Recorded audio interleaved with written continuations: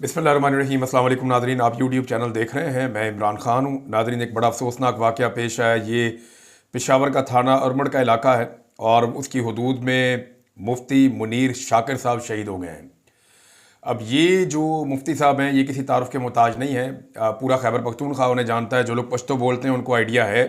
बड़े शानदार मुकर्रर, बड़े ज़बरदस्त आलिम दीन और पेशावर की एक जानी मानी शख्सियत, और अपने मौक़िफ़ की वजह से और अपने दबंग मौक़िफ़ की वजह से ये लोगों में बहुत मकबूल थे। इनके बहुत सारे जो वीडियो क्लिप्स हैं, बहुत सारे जो ऑडियो क्लिप्स हैं, वो हर तरफ सोशल मीडिया पे वायरल होते रहते थे।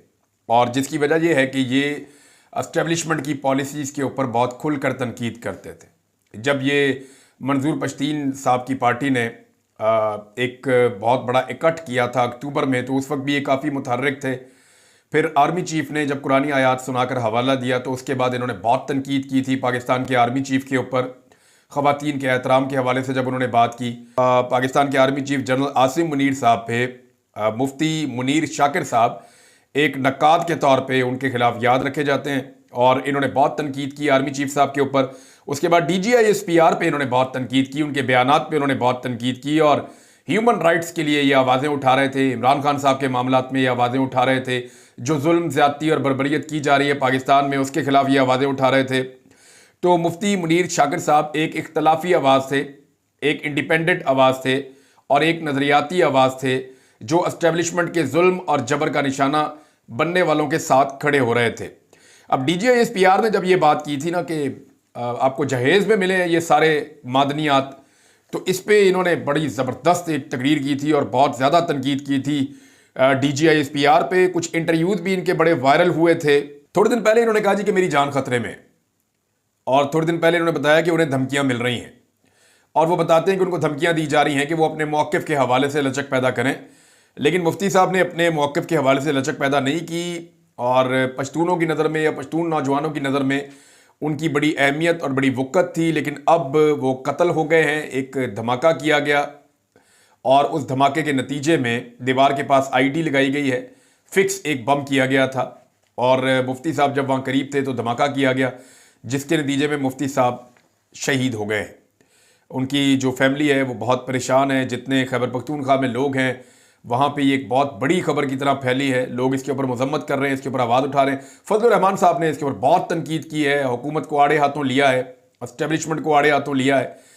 बल्कि फजलुर रहमान साहब ने जब आज सहाफ़ियों से मुलाकात की, तो उसमें उन्होंने कहा जी मुल्क तो हुकूमत चला ही नहीं रही, मुल्क तो चला रही है एस्टेब्लिशमेंट, और एस्टेब्लिशमेंट मुल्क को ठीक नहीं चला रही। ये जाली हुकूमत है और ये एस्टेब्लिशमेंट ने बनाई हुई है, और आज सारा कुछ उन्हीं के कंट्रोल में है। वही सब कुछ, जो कुछ भी मुल्क के साथ हो रहा है उसके लिए वही रिस्पॉन्सिबल है। तो शहबाज शरीफ, मोहसिन नकवी और ये बाकी लोगों के बारे में उन्होंने कहा कोई औकात नहीं है, और ना इनके पास कोई इख्तियार है। इख्तियार सारा का साथ जो है वो मिलिट्री एस्टेब्लिशमेंट के पास है। बहरहाल ये एक और इख्तलाफी आवाज़ आज बंद हो गई। एक और ऐसी आवाज़ जो एस्टेब्लिशमेंट के खिलाफ बात करती थी, उसको खामोश करवा दिया गया। यही कुछ पाकिस्तान में किया जा रहा है, लगातार किया जा रहा है। रज़ी ताहिर साहब के बकौल ये मुफ्ती साहब जो है, इन्होंने बाकायदा हुकूमत को आगाह किया था कि इनकी जान को ख़तरा है और इनको धमकियाँ दी जा रही हैं, लेकिन हुकूमत ने तवज्जो नहीं दी, और अब वो शहीद हो गए हैं। और अब हुकूमत कहेगी जनाब ये बड़ा नुकसान हो गया। खैबर पख्तूनख्वा की हुकूमत को इनके लिए स्पेशल सिक्योरिटी का बंदोबस्त करना चाहिए था, जो बहुत ज़रूरी था, लेकिन बदकिस्मती से ऐसा किया नहीं गया, और मुफ्ती साहब जो हैं वो शहीद हो गए। इससे पहले देखें, 1 महीने के अंदर 2 बड़े उलमा शहीद हो गए हैं। हामिदुल हक साहब की शहादत हुई इससे पहले, जो मौलाना समीउल हक साहब के बेटे हैं कोड़ा खटक में, और उसके बाद अब जो है ना मुफ्ती मुनीर शाकिर साहब की शहादत हो गई है। और इससे पहले बलूचिस्तान के अंदर एक आलिम दीन मुफ्ती जिन्होंने कुलभूषण यादव की गिरफ्तारी में मदद की थी, उनकी भी जो है उनको भी शहीद किया गया। वहाँ पे जो है वो भारत के अंदर इसको बहुत बड़ी खबर बनाया गया। भारत ने बहुत सारे टारगेट पाकिस्तान में अचीव किए हैं, लेकिन पाकिस्तान की एजेंसियाँ भारत को रोकने के बजाय इस वक्त एक ही टारगेट अचीव कर रही हैं, वो है इमरान खान और पाकिस्तान तहरीक इंसाफ। नाज़रीन, एक खबर यह है कि जिस शख्स ने पाकिस्तान में पेट्रोल को 70 रुपये लीटर करना था, अब वही शख्स पाकिस्तान का वज़ीर आज़म है। यानी ये शहबाज शरीफ का एक बयान मैं निकाल कर आपके सामने रखता हूँ। ये जब इमरान खान साहब की हुकूमत थी, तो कोरोना वायरस के दौरान शहबाज शरीफ साहब का बयान था, पूरी दुनिया की हालत बुरी थी, पतली थी, महंगाई पूरी दुनिया में बढ़ रही थी। तो शहबाज शरीफ ने स्टेटमेंट दिया था कि हुकूमत पेट्रोल डीजल की कीमत 70 रुपये फ़ी लीटर मुकर्रर करे, कीमत कम कर दे से हुकूमत को कोई नुकसान नहीं होगा, यानी हुकूमत को नुकसान ही नहीं होगा। आलमी मंडी में पेट्रोल की जितनी मर्जी कीमत हो, वो कह रहे जी कीमत कम करें, इससे हुकूमत को कोई नुकसान नहीं होगा, बल्कि हुकूमत फायदे में रहेगी। 70 रुपए लीटर पेट्रोल बेचे। आज वही शख्स जो इमरान खान साहब के दौरे हुकूमत में जब पेट्रोल आलमी मंडी में महंगा हुआ करता था, उस वक्त वो सस्ता पेट्रोल मांग रहा था और 70 रुपए लीटर पेट्रोल मांगता था। आज उस शख्स की हुकूमत है और उसने पेट्रोल की कीमत नहीं, पेट्रोल के ऊपर जो सिर्फ लेवी है उसको बढ़ाकर 70 रुपए कर दिया। कीमत तो इसके बाद शुरू होगी ना, यानी अगर पेट्रोल 1 रुपए लीटर भी हो ना तो फिर 70 रुपए लीटर नहीं हो सकता। उसकी वजह यह है कि 70 रुपए तो उसके ऊपर लेवी ले रहा है। जिस शख्स ने यह दावा किया था कि उसकी हुकूमत होती तो वो 70 रुपए लीटर पेट्रोल बेचता, और इमरान खान को 70 रुपए पेट्रोल बेचना चाहिए लीटर, क्योंकि इससे हुकूमत को कोई नुकसान नहीं होगा। आज उस शख्स की हुकूमत है। आलमी मंडी में पेट्रोल इमरान खान साहब के दौरे हुकूमत की निस्बत आज 40% सस्ता है, लगभग आधी कीमत पे मिल रहा है। और ये बेच कितने में रहे हैं? 70 रुपए तो सिर्फ उसके ऊपर लेवी ले रहे हैं। अंदाजा कीजिए आप ये कैसे फ्रॉडी हैं जो पाकिस्तान के ऊपर मुसल्लत किए गए हैं। इसमें सनाउल्लाह मस्ती खेल साहब ने एक स्टेटमेंट दिया। वो कहते हैं अप्रैल 2022 में जब खाम तेल की कीमत $117 फी बैरल थी तो पाकिस्तान में पेट्रोल की कीमत 150 रुपए फी लीटर थी। अब आलमी मार्केट में खाम तेल 3 साल की कम तरीन सतह पर यानी $68 फी बैरल पे आ गया है, तो पाकिस्तान में पेट्रोल 256 रुपए फी लीटर है। फिर भी फार्म 47 की हुकूमत शिकस्त खोरदा वुज़रा कहते हैं कि महंगाई में तारीखी कमी हो रही है। तो ये महंगाई में कमी तो नहीं हो रही, महंगाई में इजाफा ही हो रहा है। और ये हुकूमत ऐसे ही चल रही है जैसे वो PIA का त्यारा एक टायर के ऊपर लैंड किया है। ये नहीं, मेरी समझ से बाहर है कि क्या दुनिया की कोई ऐसी एयरलाइन भी हो सकती है जो इतनी गाफिल हो कि टायर उतारे तैयारे का और फिर भूल जाए और बाद में वो तैयारा जो है वो लैंड हो जाए एक टायर के ऊपर। ये किसी जर्नलिस्ट ने खबर दी, उन्होंने कहा जी वो टायर उधर से मिल गया है और ये गफलत है। यानी ऐसी गफलत कैसे हो सकती है कि एक टायर के ऊपर तैयारा चला गया, लैंड हो रहा है? यानी इससे ज़्यादा भोंडी और गलीज हरकत हो नहीं सकती। और इस एयरलाइन के ऊपर अब कौन ट्रैवल करेगा? बहुत सारे हमारे दोस्त हैं जो मिडिल ईस्ट में रहते हैं या यूरोप में रहते हैं, वो अक्सर ये कहते हैं जी PIA का रिस्क आप ना लें। इवन जो PIA के अंदर काम करने वाले लोग हैं ना, वो कहते हैं जी हमारे तैयारे इस काबिल नहीं है ना हमारी सर्विस इस काबिल है, आप यहाँ पे अपनी जान का रिस्क ना लें। ये मुझे मेरे 2-3 दोस्तों ने ये बात बताई। हम ये बात करते नहीं इसलिए कि पाकिस्तानियों का मामला है, पाकिस्तान का मामला है, पाकिस्तान के रेवेन्यू और पाकिस्तान के इदारे का मामला है, लेकिन जान से कीमती तो कोई चीज़ नहीं होती ना। जब आप इंसानी जानों से खेलना शुरू कर देंगे तो सिर्फ हम इसलिए खामोश रहें कि जनाब ये पाकिस्तान की एयरलाइन है, इसको ऊपर उठाना है, चाहे लोग उसके अंदर मरते जाएं। तो एक टायर के ऊपर इन्होंने ऐसे तैयारे को लैंड करवाया जैसे इन्होंने फार्म 47 के ऊपर असेंबली के अंदर बंदे लैंड करवाए थे। यानी हर चीज़ इस हुकूमत की जाली है, हर बात में इस हुकूमत की 2 नंबरी है। नादरीन, एक और पाबंदी लग गई है पाकिस्तान में और सिर्फ एक लाइन का पैगाम भिजवाया गया है न्यूज़ चैनल्स को। सोराब बरकत साहब ने भी खबर दी है और न्यूज़ चैनल को सिर्फ एक लाइन का पैगाम भिजवाया गया और ये पैगाम वहीं से गया जहाँ से जाता है। यानी मुझे टीवी चैनल वाले जब कह रहे थे ना कि आपको हम रखना चाहते हैं अपने टीवी चैनल में, लेकिन हमें एक NOC दरकार है, तो वो NOC जो है वो पैमरा ने नहीं देना होता, हुकूमत ने भी नहीं देना होता, वो मिलिट्री एस्टेब्लिशमेंट ने, एजेंसियों ने देना होता है, या ISPR से जारी होगा। तो अब जनाब एक लाइन का हुक्मनामा आया टीवी चैनल्स को और उसके ऊपर अमल दरामद हो रहा है।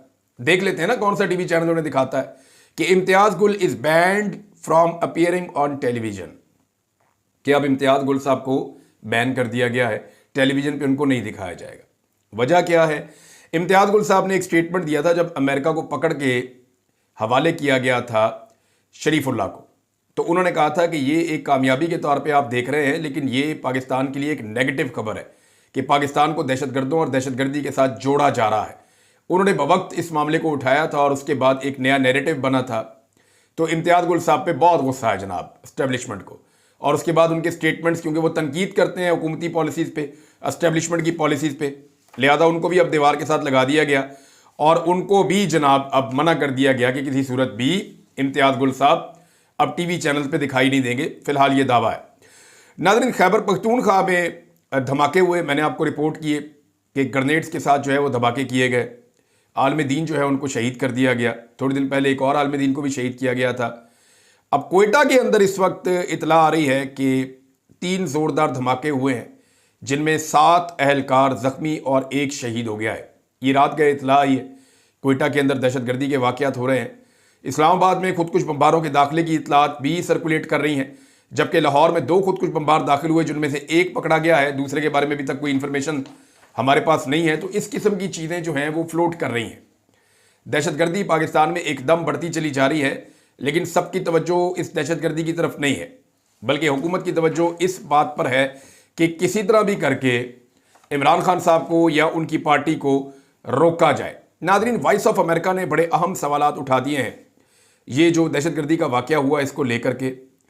और वॉइस ऑफ अमेरिका का यानी इंटरनेशनल मीडिया इसके ऊपर बार बार बात कर रहा है कि जो DGISPR ने और हुकूमत बलूचिस्तान ने मिलकर एक प्रेस कॉन्फ्रेंस की है, उसके बारे में कह रहे हैं कि जी जो बयान किए गए मामलात या जो दावे किए गए प्रेस कॉन्फ्रेंस में, हकायक उनसे मैच नहीं करते।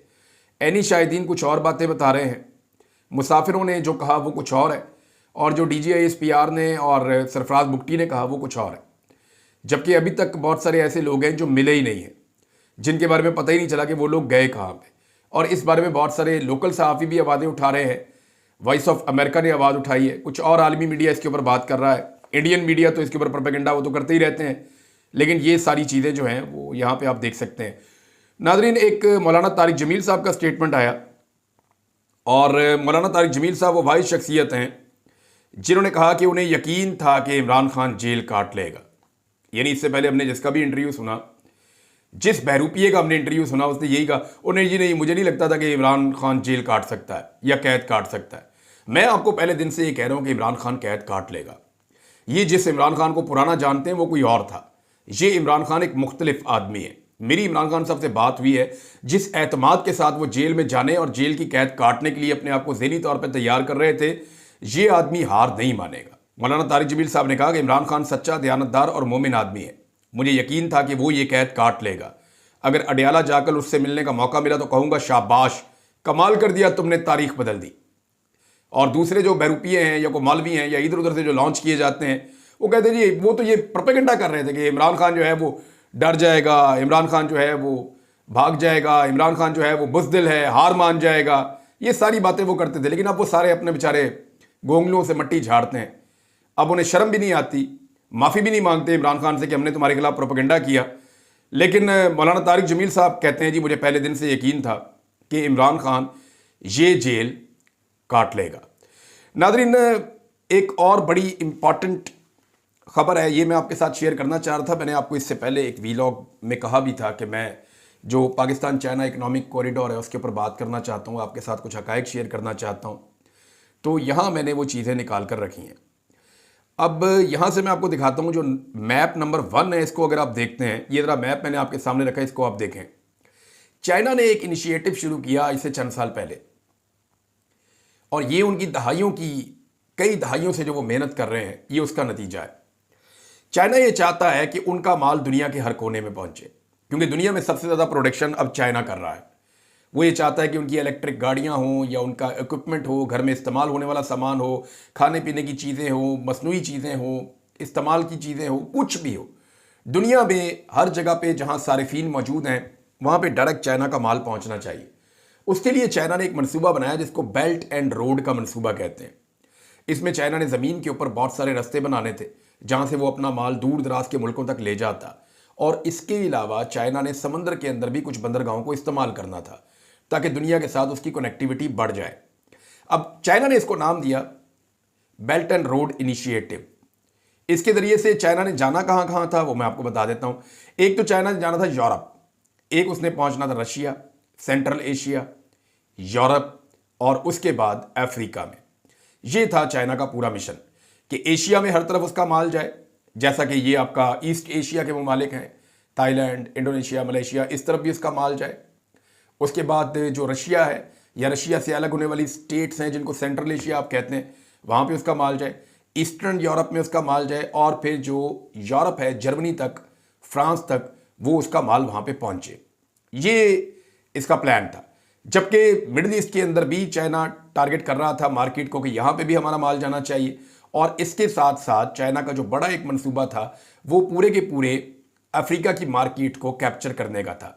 इसके बाद अगले मरले में चाइना ने जो लैटिन अमेरिका है उसके बारे में पूरा एक मंसूबा बना रखा है। वहाँ पे ऑलरेडी चाइना का बहुत सारा सामान जाता है। तो ये चाइना का पूरा एक बेल्ट एंड रोड का इनिशिएटिव था कि हमने दुनिया के अंदर अपने ऐसे रास्ते बनाने हैं जिन रास्तों के जरिए से चाइना के माल की रसद ना रुके, खाम माल चाइना को आता रहे और चाइना प्रोडक्शन करके पूरी दुनिया में माल भेजता रहे। चाइना का फार्मूला यह भी है कि वो दुनिया में मुख्तलिफ ममालिक के अंदर इंडस्ट्री भी लगाने जा रहा था कि जिस जगह पे जो माल चाहिए उसको वहीं पे बनाओ और वहीं पे उसको बेचो अपनी टेक्नोलॉजी के जरिए से, या करीबी मुल्कों में वहां से निकालो। इसके तहत वो पाकिस्तान में भी काम करना चाह रहा था। ये पहला नक्शा अगर आप देखें तो ये बीजिंग से शुरू होता है और ये कई स्टेट से होता हुआ अफगानिस्तान के करीब से सेंट्रल एशिया से गुजरता है, फिर ईरान में दाखिल हो जाता है, वहां से ये तुर्की में चला जाता है और ये आगे चला जाता है। नीचे वाली अगर आप रेड लाइन देखें तो ये समंदर के अंदर ट्रेवल करती है किनारे किनारे पे। ये चाइना से निकलकर नीचे थाईलैंड की तरफ आती है, यहां से ये बांग्लादेश की तरफ जाती है। बांग्लादेश की बंदरगाह जो है वो चाइना के पास है। उसके बाद ये नीचे आ जाती है श्रीलंका में, जहां पे भी एक बंदरगाह चाइना के पास है। फिर ये आ जाती है गवादर में। अमली तौर पे गवादर की बंदरगाह इस वक्त चाइना के पास है और पाकिस्तान क्योंकि पैसे वापस नहीं कर पाएगा तो फिर क्या करेगा पाकिस्तान, बंदरगाह ही देनी पड़ेगी। तो यहां पे भी चाइना इसको यूं इस्तेमाल कर सकता है। उसके बाद आगे ये ओमान की तरफ जाते हैं, ओमान से आगे यूएई को टच करते हैं और वहां से ये इराक के साथ बसरा में जाके टच कर जाते हैं।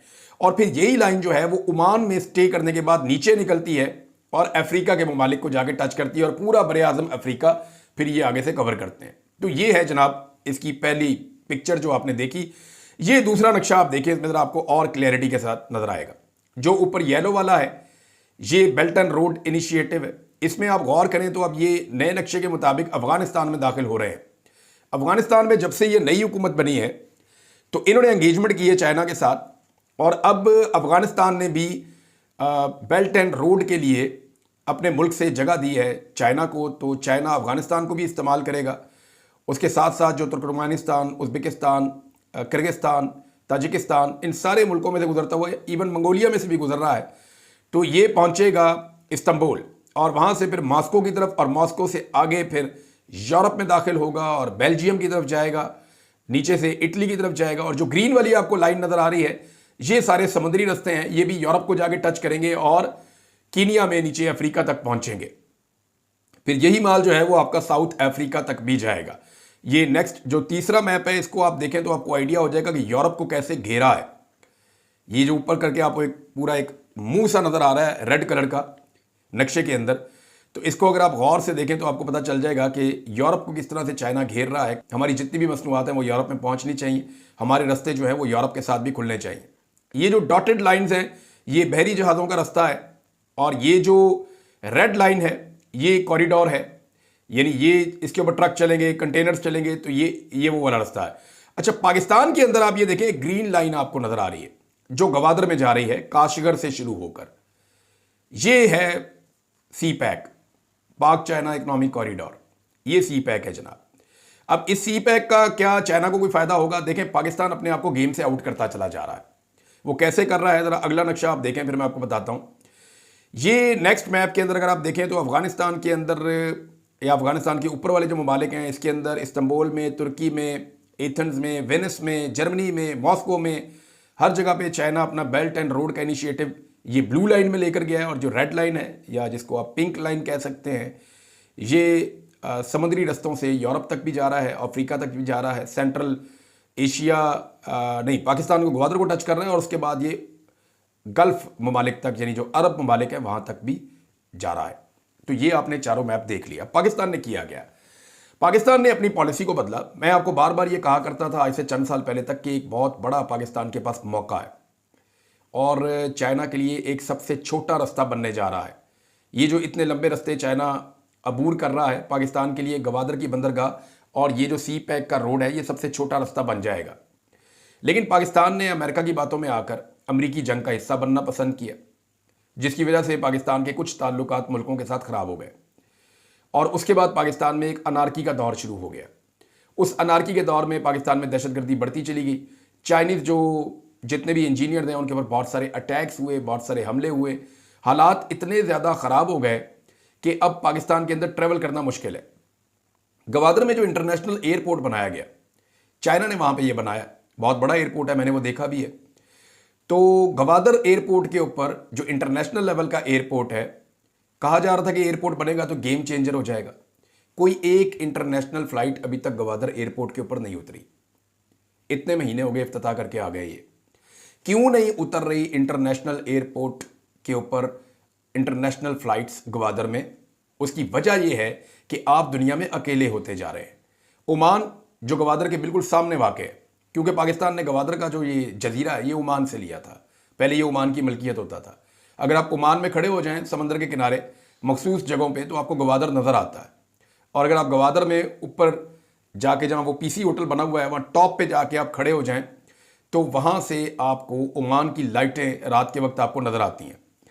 तो ये जनाब ओमान ने अपने वीज़े बंद कर दिए पाकिस्तानियों के लिए, दुबई ने अपने वीज़े बंद कर दिए पाकिस्तानियों के लिए, सऊदीया जो है वो उम्रे के वीज़े रिजेक्ट करता चला जा रहा है। अरब ममालिक पाकिस्तान से नाराज़ हैं। ईरान के साथ हमारे ताल्लुकात वैसे ही ठीक नहीं है। अफगानिस्तान के साथ हमने अपने ताल्लुकात जानबूझ के हम बर्बाद कर रहे हैं। इंडिया के साथ वैसे ही ताल्लुकात ठीक नहीं है। और चाइना परेशान है कि पाकिस्तान में दहशतगर्दी रुकने का नाम ही नहीं ले रही। पूरी दुनिया में पाकिस्तान दूसरे नंबर पर आ गया है। तो वो जो हमारी एक अपॉर्चुनिटी थी, हमने अपने पाँव पे खुद कुल्हाड़ा मारा और बेड़े ही गर्क कर लिया पकड़ के। अब हालात ये है कि चाइना वो रास्ते ढूंढ रहा है बेल्ट एंड रोड इनिशिएटिव में जो पाकिस्तान को बाईपास करके जा रहे हैं।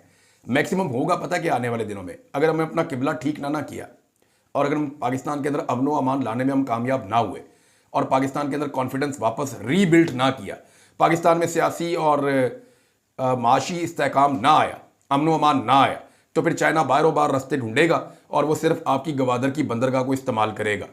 और उसने पहले ही कई मुल्कों की बंदरगाहें ले ली हैं, आपको भी अपनी बंदरगाह देनी पड़ जाएगी क्योंकि पैसे वापस करने की तो अब औकात है नहीं।